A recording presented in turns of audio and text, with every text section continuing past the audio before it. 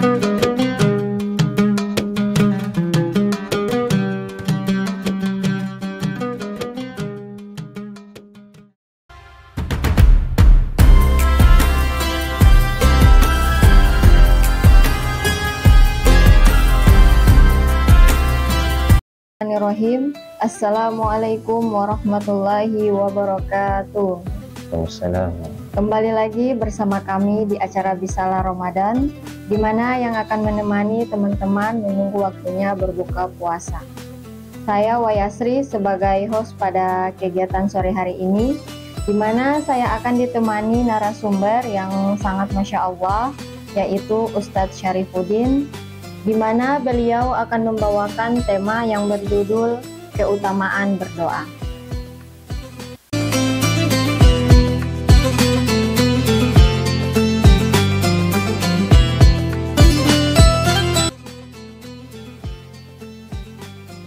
Ya, sekarang Ustadz Syarifuddin sudah bersama-sama saya di sini.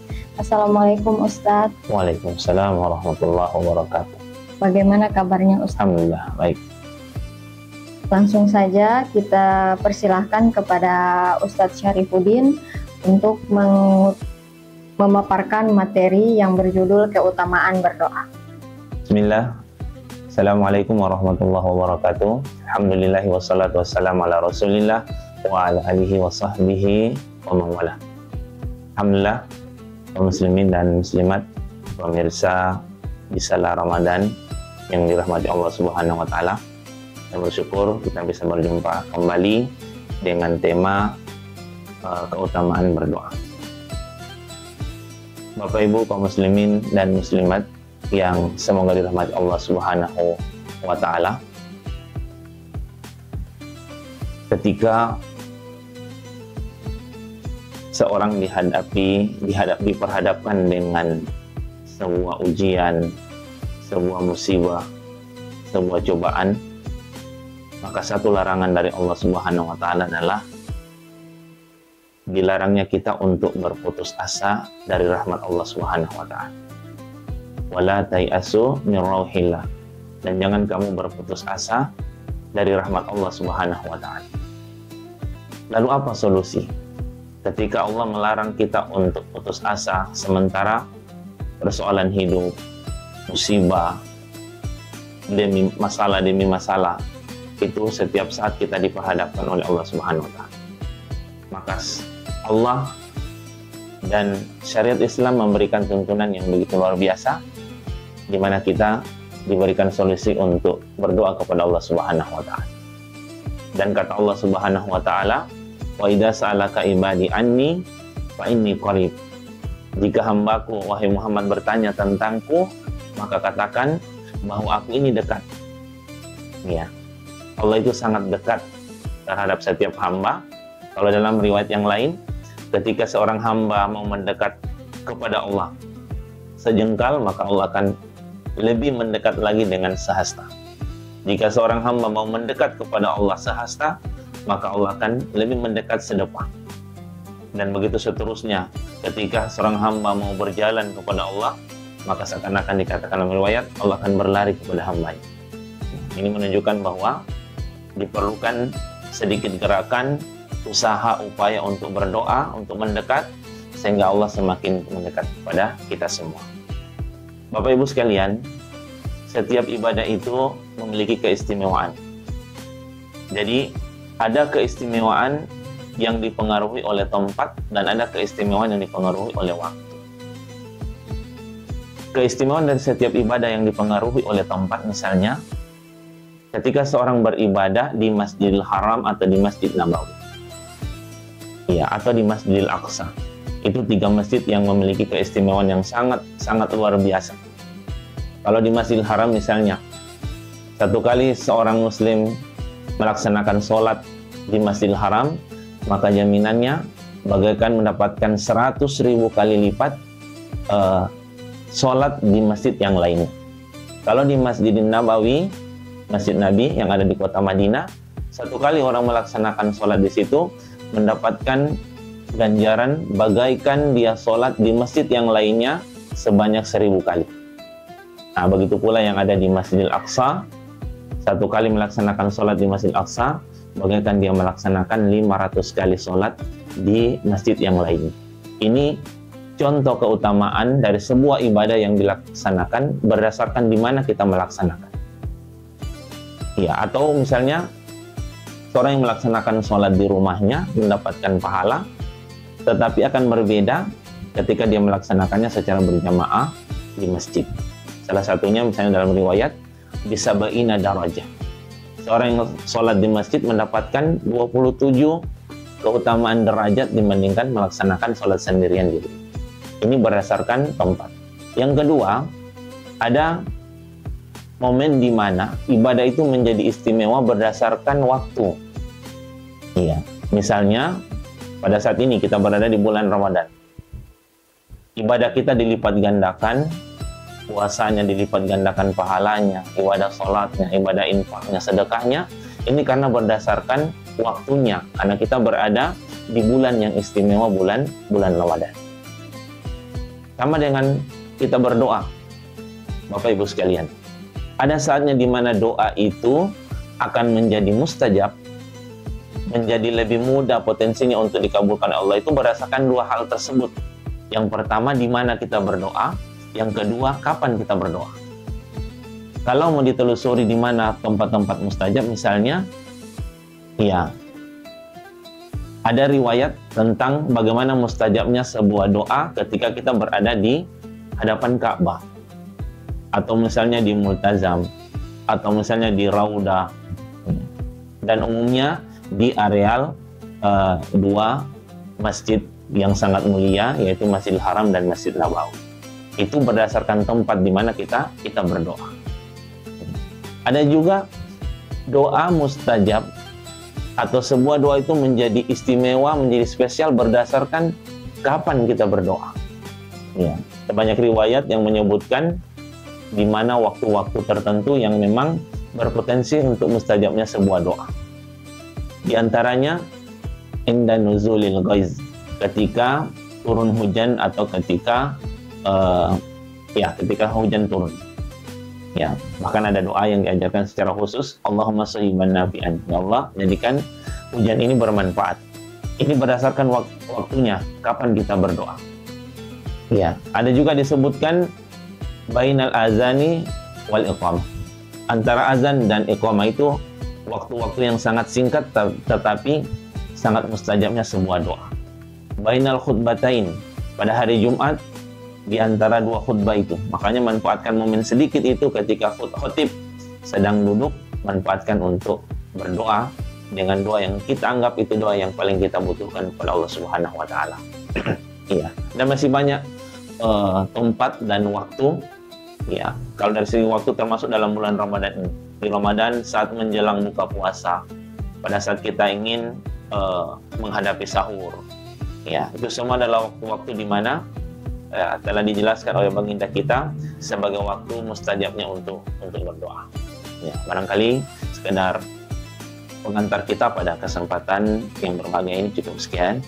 Saya kembalikan kepada host.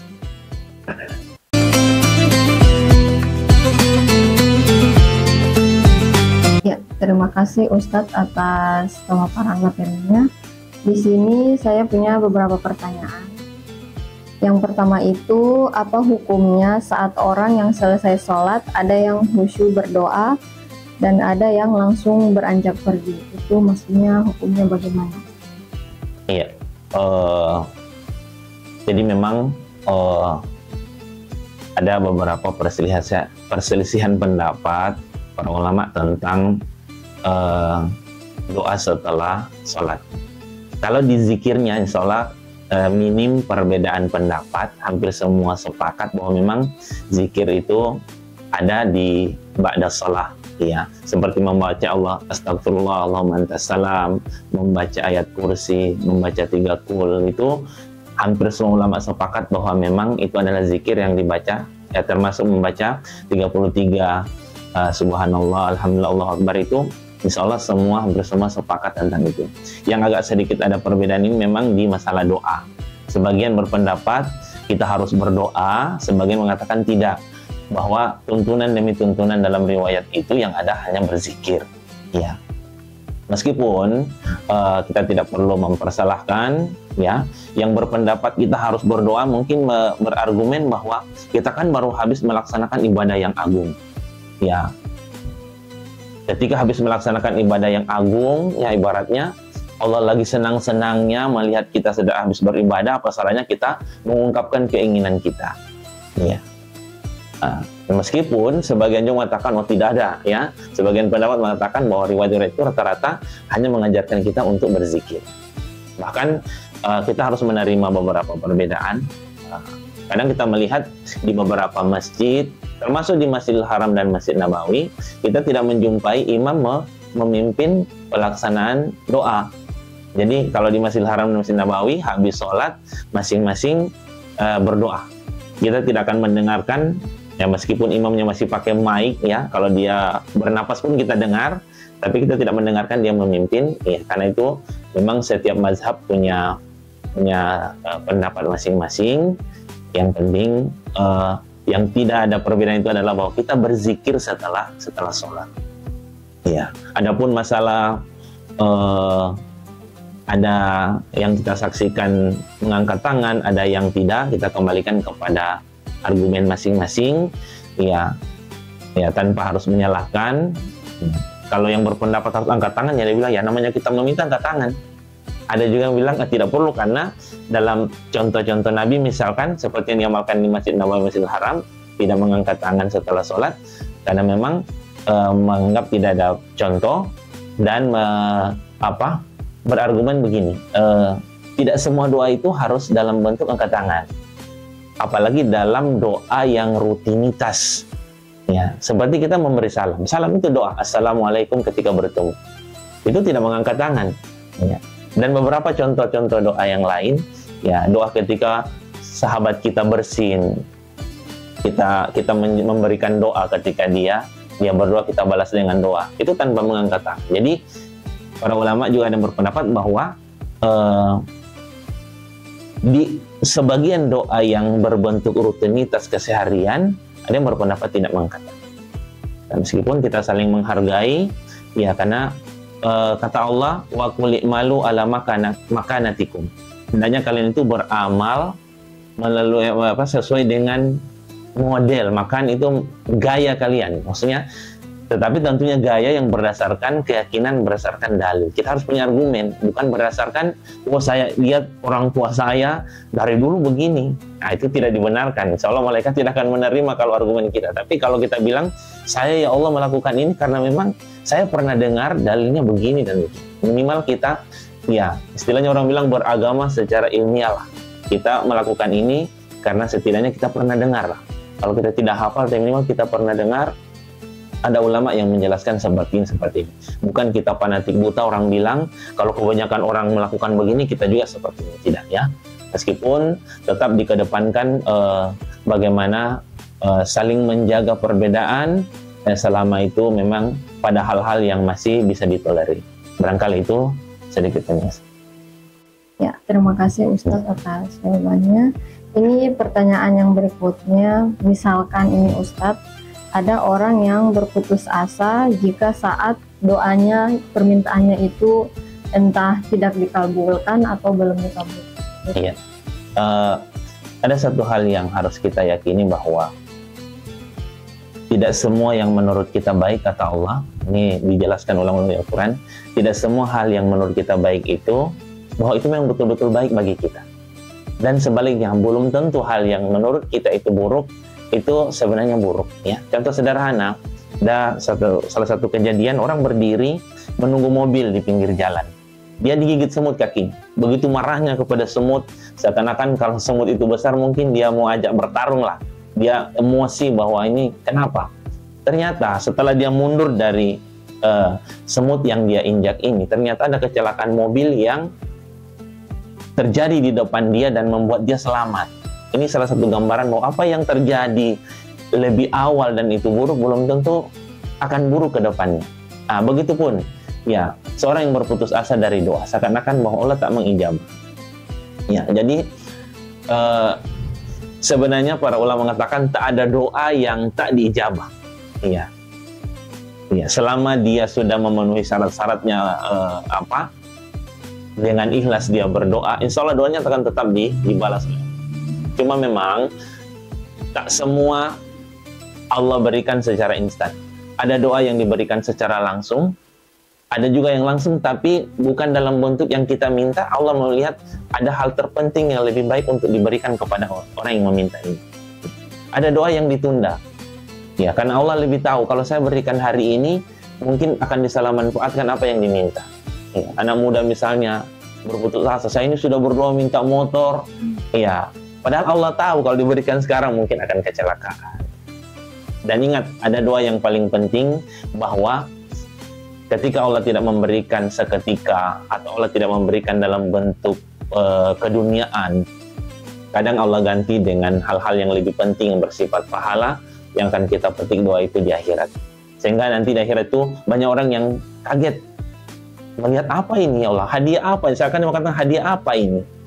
Ya, saya seakan-akan tidak pernah melakukan yang ini untuk mendapatkan ini. Ternyata ada doa-doa yang tertunda yang Allah tunaikan, ya, di belakang hari atau di hari akhirat nanti. Dan itu yang lebih istimewa. Ya. Dan satu catatan penting, sebelum kita banyak berputus asa, harus koreksi diri. Ya, ada orang yang sampai lesuh, sampai putih rambutnya, sampai lesuh bajunya karena berdoa tapi tidak diterima. Lalu Nabi mengingatkan, bagaimana doamu diterima sementara makananmu masih yang haram, pakaianmu masih yang haram, ya, fasilitasmu masih banyak hal-hal yang haram. Dan itu jadi satu catatan penting ketika kita ingin seluruh doa kita diijabah Allah Subhanahu wa taala.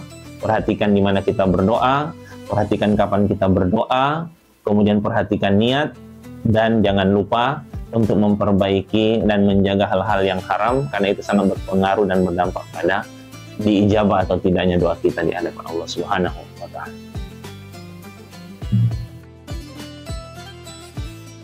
Subhanal Malikil Quddus, Subhanal Malikil Quddus,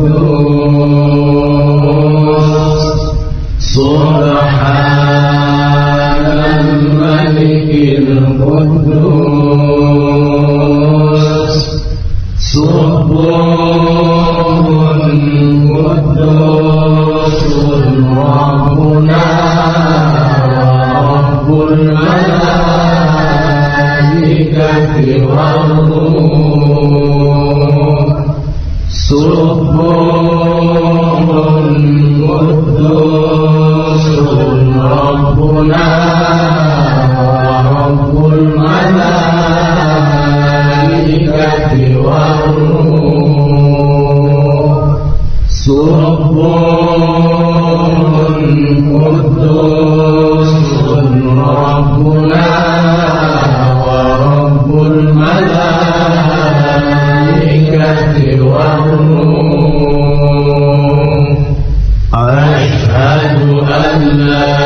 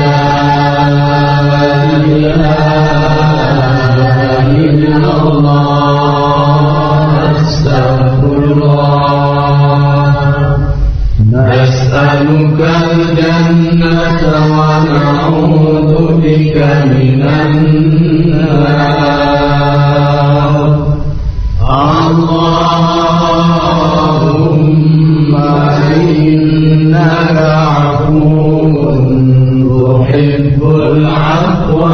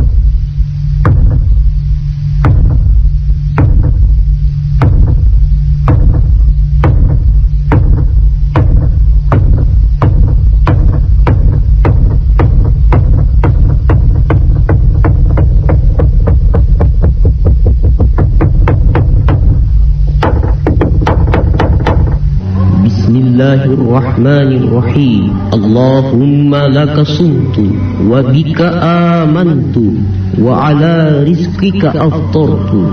Dhahaba adh-dhama'u wa batallatil 'uruq. Allahumma inni as'aluka an taghfir li bi rahmatika ya arhamar rahimin. Allahu Akbar, Allah